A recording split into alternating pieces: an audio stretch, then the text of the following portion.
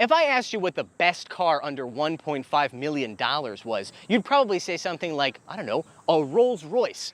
But if you're the boss of Chinese car company AITO, you believe the answer is this, the all-new AITO M9. Welcome to Wheelsboy, where we cover the newest, coolest, and wildest vehicles from the Chinese car market. Be sure to like, subscribe, and hit the bell.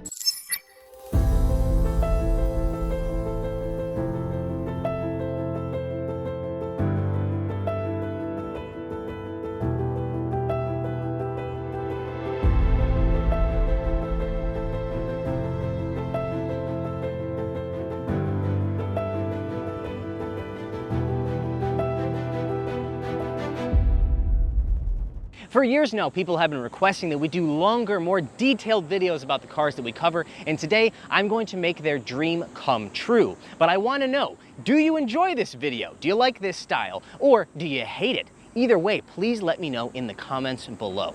I think, however, we've chosen the perfect car for this type of video because there's so much to talk about when it comes to this, the AITO M9. As I mentioned in the introduction, a lot of big claims were made by the CEO of this company when it debuted about how it was the best SUV or best car under 10 million RMB, which is 1.2, 1.3 million US dollars.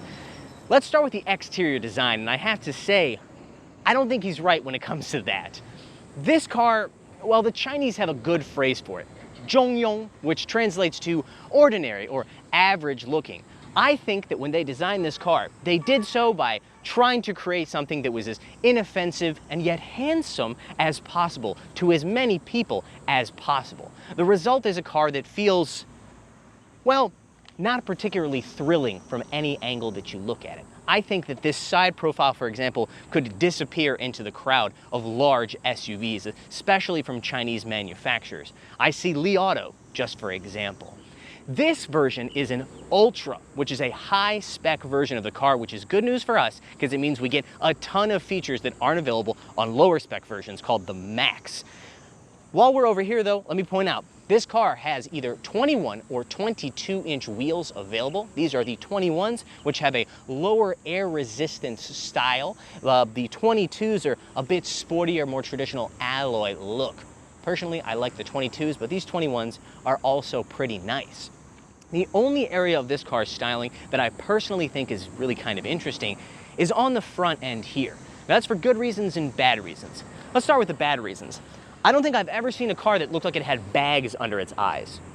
Take off my glasses, bags like that.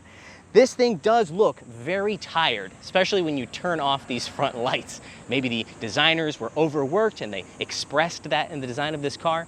Either way, it's just kind of got this almost goggle-like look to the front end design. But these headlights do contain some pretty interesting technology. Down below here, the bags themselves, is an LED matrix where you can display different images and graphics and stuff like that. We've seen that before.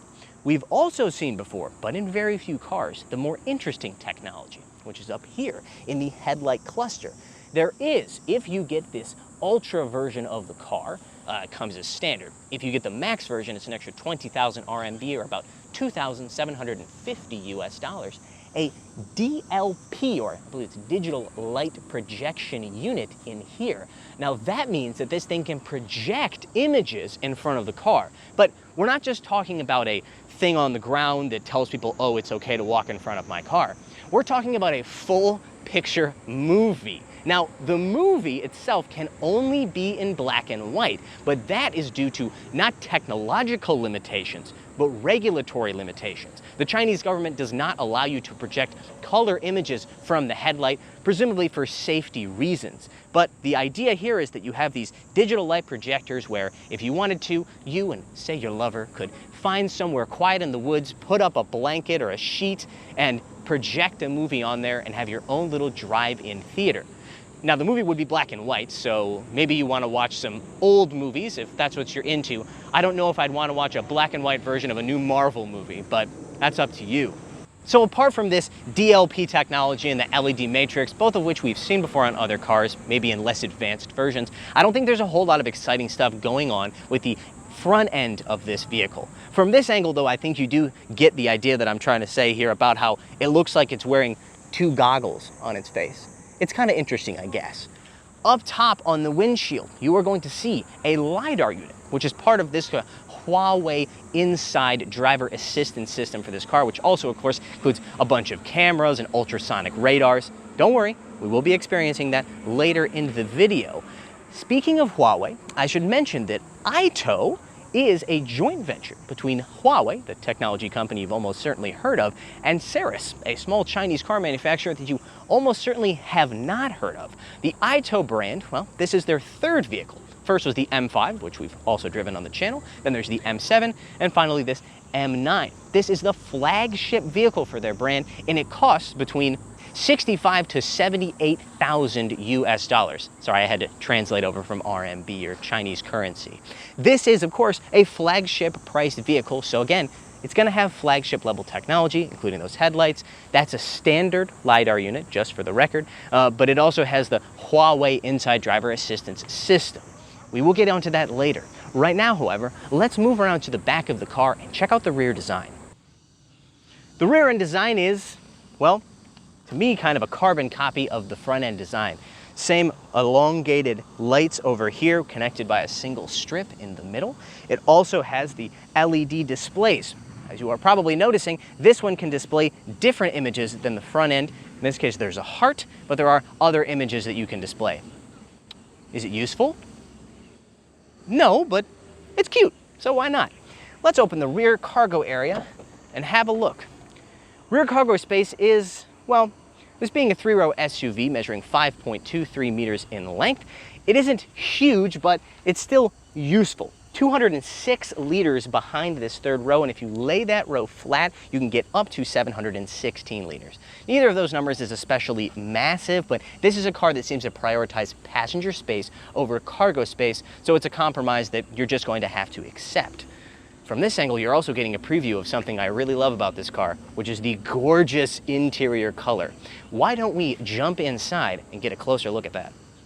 The M9 Ultra comes standard with the optional electrically operated doors. So if I hit the button right there, they open like that. That's definitely nothing new for Chinese cars, but one thing I do want to praise it for is the fact that these electrically operated doors, unlike so many others that I've used, feel like a normal door when you're trying to open or close them. If I do that, they will close on their own.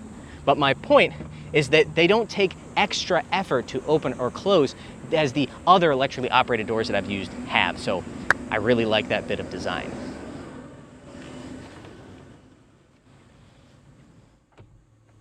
I teased it a moment ago, but I want to start the interior discussion by talking about how much I love the interior color on this car. It is a fantastic combination of this beautiful cream with this fantastic real open pore wood. This wood looks and feels like the kind that you find in a Mercedes-Benz. Okay, maybe not that nice, but it definitely feels very high-end and very premium. Add to that one of my absolute favorite colors to see on the interior of a car, a deep, rich chocolate brown, and my God, you have a fantastic combination for an interior. This feels expensive, it feels classy, and I would love to spend as much time as possible inside of this cabin. Another reason I want to spend time in this cabin is because of the level of technology available. You've got 3 screens. Big surprise, Chinese EV, it's going to have a lot of screens, but a 12.3-inch digital instrument cluster here in front of you. You've also got the that's the 16-inch screen, the passenger screen. The center screen is 15.6 inches, but it has a wider ratio here because it makes it easier to see all of your menus and whatnot. The 16-inch passenger screen has the perfect ratio for, or it's just 16.9, I believe, for watching movies, which of course is exactly what you're supposed to do on it. This is a Huawei vehicle, which means it has the Huawei Harmony operating system, which has a couple of advantages. First of all, as I've said in multiple other videos, it has one of the best operating systems. It is one of the smoothest, one of the best looking, one of the best organized I genuinely like using the Huawei Harmony OS in pretty much every car that I've ever tried it in. It also has the advantage of, if you have a Huawei phone, you can connect that phone, of course, to the car, but you can connect it to each of the individual screens. So for example, if the driver has a Huawei phone, they can connect their Huawei profile to the center screen, and then the passenger can connect their Huawei profile to the passenger screen. That means they can use the screens for different things at the same time. The passenger can stream their favorite videos on the passenger screen, and the driver can use the center screen to mirror their phone however they want. It's a very convenient system. The other features in here on the center console, we have dual Huawei wireless supercharging pads. These are very quick wireless charging pads. They offer their fastest charging capability only to Huawei phones, but if you're buying this car, you're probably going to have a Huawei phone anyways. After that, very nice wood, as already described, and then you have this crystalline knob right here, which is used to select between your different driving modes. That's your eco and your comfort, sport, and then of course custom. We'll go into more detail about the different experiences of those later in the video. Pop open our wood. We have a small storage area here, and then rear of that, another small storage area. Neither of these are particularly big, but that is made up for by an interesting storage solution that they have in the center console. As opposed to having the completely open center tunnel, as you see on so many EVs, this has a different storage solution. If I hit this button right here next to me, this little secret storage compartment will open up, and if I adjust my seat, it will open up all the way. And you can store, well, not that much stuff, but certainly maybe a wallet or something like a small purse, a clutch maybe. I hope I'm using the correct term there. There is also a similar storage area on the other side of the center tunnel for the driver, and that actually has some other features that this one doesn't have. It can lock, for example. Now you can lock it in two different ways. You can either lock it and then open it with your facial recognition via the camera that's mounted on that A-pillar over there, or you can use a pin. It seems like the owner of this car, we rented this by the way, used the pin, and he will not give it to us. Apparently there's something very valuable in there, but either way we'll never know because we cannot open it. Let's talk a little bit about the seating functions here. The front row and back row are heated, cooled, and massaging. The front passenger seat is also what they refer to as a queen seat here in the Chinese market. I hit this button here, it will lower a footrest, put my feet on that, and then raise up my leg rest like so. You can achieve some pretty phenomenally comfortable seating positions. Once you're happily seated, you can enjoy the very impressive sound system from Huawei Sound. Though I just noticed the logo looks to be a double S, so maybe it's Huawei Sound, I don't know. This has 23 speakers plus 2 more speakers mounted in the driver's headrest. The most interesting part of this sound system, however, has to be right there on the dashboard. That is apparently a device that, what is the term, spreads the high notes of the music or whatever you're listening to. I'm not sure how well it works. In fact, I doubted how well it worked, so I took a bowl and I put it on top of it, and then I took it off.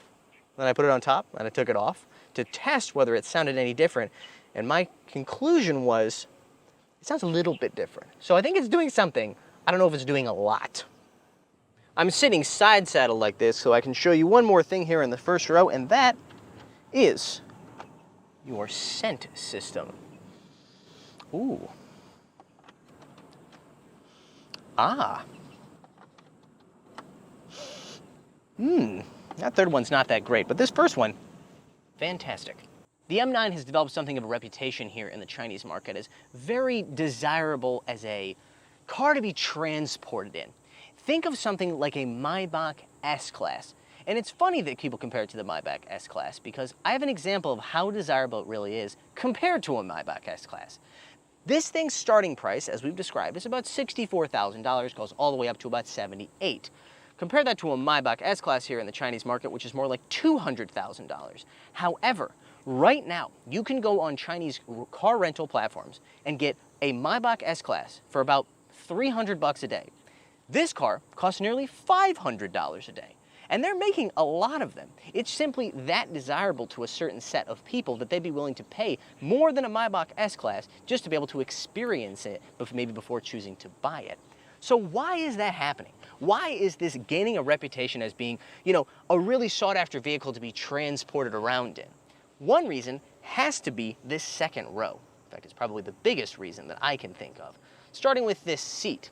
Now, if I hit this button, my electrically operated armrest will lower down here. Haven't seen that before.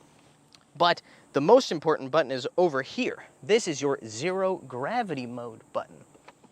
Now, zero gravity mode is nothing new inside of Chinese cars, but this one takes things to a whole new level. We saw a zero gravity mode in the IMLS7. That's a two-row vehicle. This is a three-row vehicle, so it has more room for the zero gravity seat, and it also has a more advanced version of it. So if I hit this button on the top of the first row, this first row seat here, passenger seat, is going to fold in half. But it's not just going to fold in half. The bottom seat, the cushion, is going to first go forward and then up in order to allow the top half to fold as flat as possible into it. And then the whole thing will slide underneath the center console there, the front console rather. That means once I put this thing in full lounge mode, even if I was, say, way taller than I am, I'm 1.75 meters or 5'9" tall. If I was, say, 2 meters or, well over 6 foot tall, I could still very comfortably stretch out. If I was that tall, I could still sit extremely comfortably. This isn't extremely comfortably, which means this thing has a level of passenger space in this boss seat that I don't think I've ever seen. I've definitely never seen in any other car. As I mentioned before, these second row seats are also heated, cooled, and massaging, operated either by the buttons here in the second row on this armrest, or via the center console here, this little screen. Underneath that little screen, there is, of course, a refrigerator, because there's always got to be a refrigerator. We've seen that before. Now, however, in addition to the zero gravity seat we've never seen before, I'm going to show you something you've definitely never seen before in any car, and that is this. This is a 32-inch projector screen for the second row of this vehicle. Turn on the actual display there. This was a major highlight for this car when it debuted for obvious reasons. I don't know about you, but I've never seen anything like this in any vehicle. The advantages of it, in addition to the fact, actually, hold on, I'm just gonna get out of this zero gravity mode so I can, once it finishes talking, telling me how it's going out of the zero gravity mode, now I can talk to you more comfortably. This was a huge highlight when this car debuted for obvious reasons. The advantages are pretty clear, I think. It's huge. It's much bigger than they'd be able to make a screen that was an actual physical screen that folded up and then had to fold down. You'd never be able to get that screen into the ceiling of this car. There's also the fact that it feels much more immersive than another smaller screen than this one. That, when you add it with the sound, it really does feel like you're sitting inside of a movie theater. It's genuinely impressive. The downsides, however, in my opinion, are also numerous. Take, for example, the fact that this is a projector screen, and when you use it during daylight, it's really not very clear. If I were to go to a movie theater and be presented with this image quality, I would probably ask for my money back. I would definitely ask for my money back. You also have to deal with the fact that in order for this thing to actually drop down, the front driver's seat, and the passenger seat, of course, they have to move forward a bit to make sure that it has space. That's not a big deal for someone of my height, but if you were a slightly taller driver, you would end up driving a little bit like this in order to allow the passenger in the back seat to actually use this gigantic fancy screen. I don't know if that's a great compromise or one that I want to make, especially considering the fact that these days, the screens you can get in the back of a AITO Mega or an XPeng X9, well, they're actually really quite big, 17 inches, 20 inches, plenty big enough for most people. I've also heard people say that like, well, this doesn't hurt your eyes the same way that a high definition bright HD screen would. Okay, fine, but I also have never heard anybody complain about how HD screens in the back of cars hurt their eyes. Who says that? So personally, if I were to buy one of these cars, no, I wouldn't really option this thing, but it's definitely very, very eye-catching. And before you say it, yes, I have tried to close the overhead curtain here and also these privacy curtains here on the side to try and make it as dark as possible in here during the day, and it helps, but it's still not that clear. There's a reason they don't put windows in movie theaters, guys.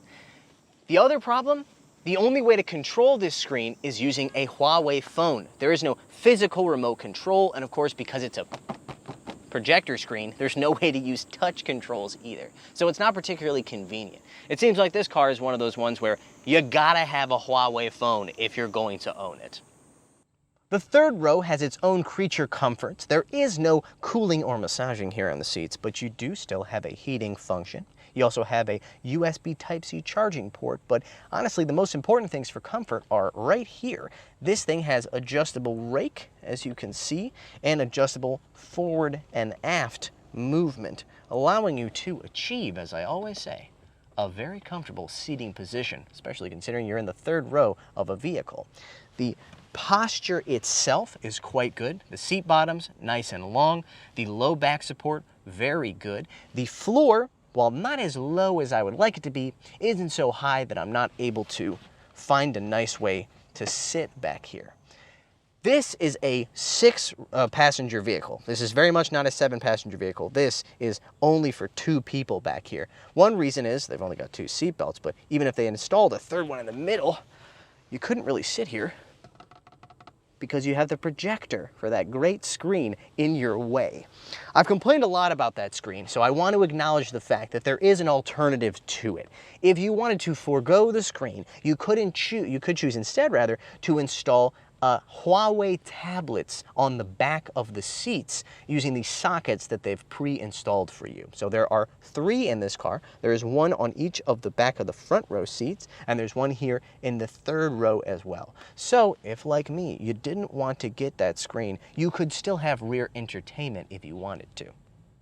Overall, the interior of the M9 reminds me quite a bit of that of the Li Auto Mega. The Mega does still have the most space of any Chinese car I've ever sat inside of, but the M9 does give me the same sense of being cosseted and comfortable in every single seating position in this car. There is nowhere in here where you don't feel like you are surrounded by nice, soft touch materials and have just about as many features as you might want to have. AITO has had great sales lately, and one of the reasons for that is that just like Li Auto, they figured out that people really like EREV or extended range EV powertrains. They also offer, however, pure electric powertrains, which is something that Li Auto cannot say about their high-selling SUV models, only the Li Auto Mega MPV.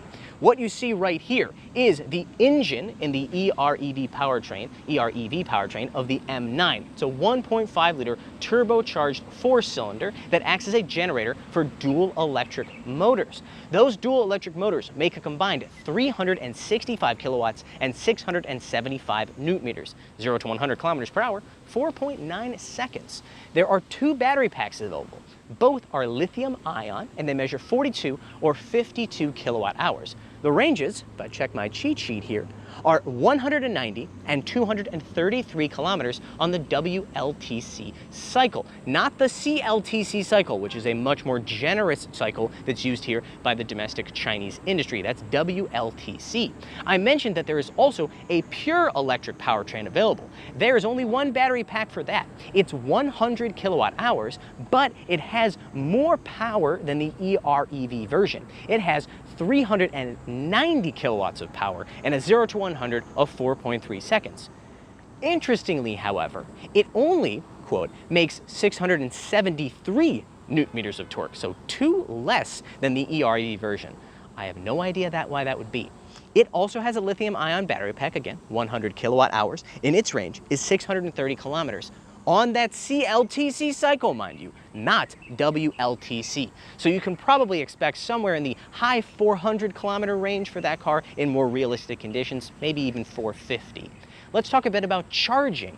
The EREV versions with their smaller battery packs can go from 20 to 80% in 30 minutes, whereas the large pure EV battery pack can go from 20 to 80% in just 15 minutes.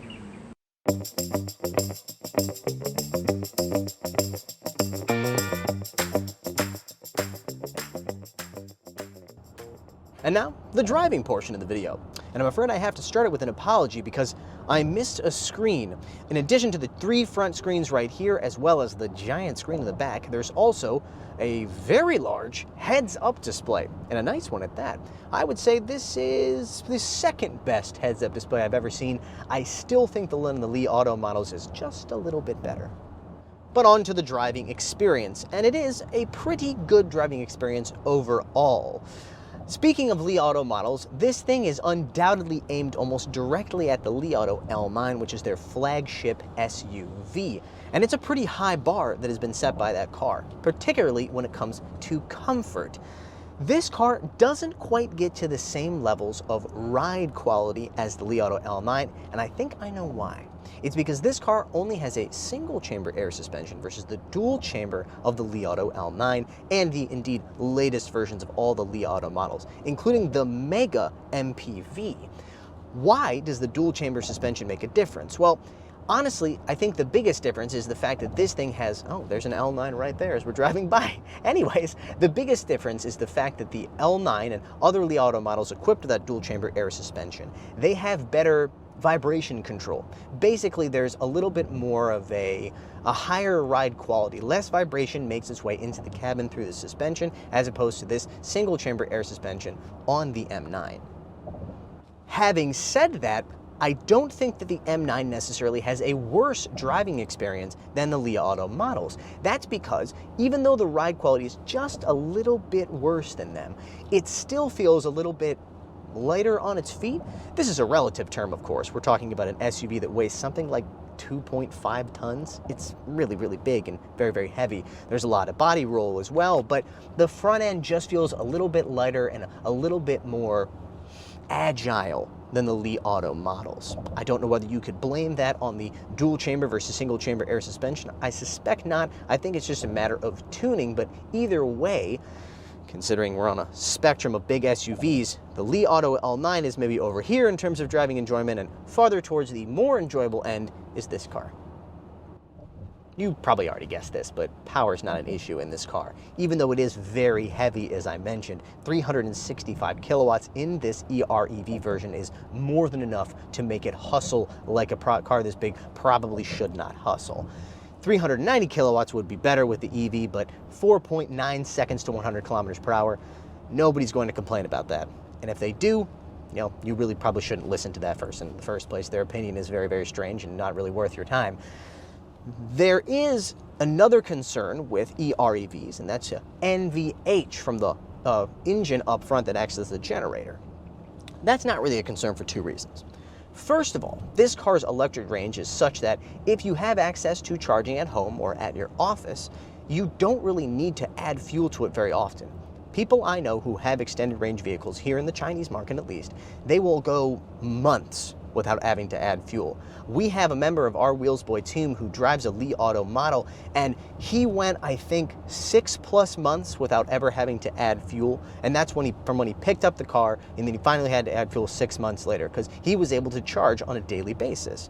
If you can't do that, you can still get enough range to last you a few days if your commute to and from work is relatively short. So that's the first reason why NVH isn't really an issue. The second reason is, even when this thing's engine turns on, it's really very, very quiet.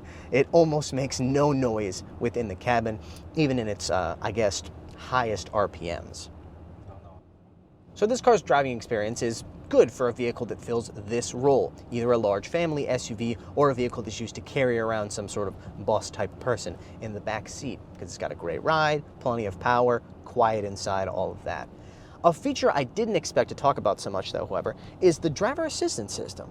This is the fourth Huawei inside equipped vehicle that I've driven from now four different brands. That'll be the fifth car.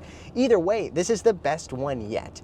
It's the best one yet, and yet I also think it's a good example of why these systems aren't quite as trustworthy as some people make them out to be. It's the best yet, not just because it has very smooth inputs when it comes to turning and braking and accelerating, but also because it does certain things I haven't seen other systems do, or at least haven't seen them do quite as well.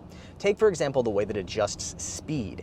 If you are on a road that is indicated as a 60 km/h speed limit, but all the cars around you are passing you by, it will display something on the dashboard to the effect of adjusting speed along with traffic. And then it will go up to, say, 80 km/h along with the rest of cars, just like you or I would do. It adjusts the speed based on the real conditions, based on safety, of course, and not just based on the speed limit there on the road. The way that it adjusts speeds on and off ramps from highway to highway is also really good.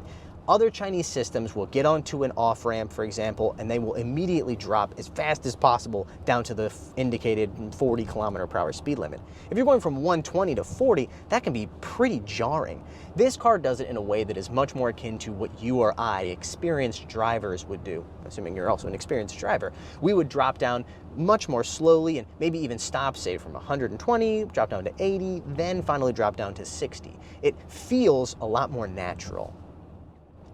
The way that it passes cars on the highway, also better than other systems I've used. Those systems, they tend to get behind a car and then wait and wait and wait and wait till it finally passes them. It will also be really worried about cars coming from behind. I've had systems that will sit there and wait for a car that's 100 meters behind you to finally pass you before going around the car in front.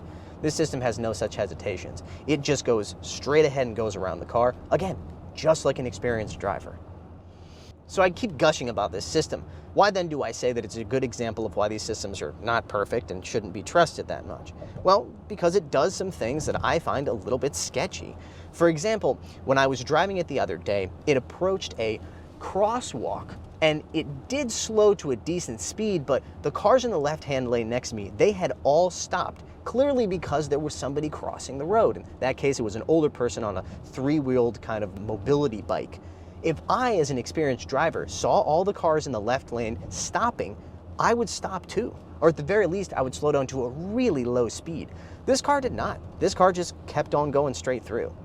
It also has a habit that, well, I think it speaks to the fact that this system is imperfect when it comes to making decisions in the future. What do I mean by that? Well, when driving this car, it has on multiple occasions crossed 2 lanes of traffic at the same time. It did so safely. There were no cars in the way. I didn't feel like it was endangering me, but that is technically illegal here in China. You have to change lanes and then go about, say, a few meters and then change lanes again. That's the safer way to do it. This car, again, just crossed straight away. Why did it do that? Well, because it realized too late that it needed to make its way to the far right lane from the far left lane in order to make a right-hand turn. If the system was smarter, then it would know that it needs to get into that right-hand lane way before that. Again, an experienced real driver would, based on the navigation, be able to make that decision in advance. This system doesn't do that, even though it's following the instructions of the navigation on the center screen. So it's a really good system. I like using it, and honestly, the only reason I'm not using it right now while talking to you is because the voice prompts from the speakers here in the headrest would be very annoying to listen to. But I also think, well, it's good, it's just not perfect. Not yet.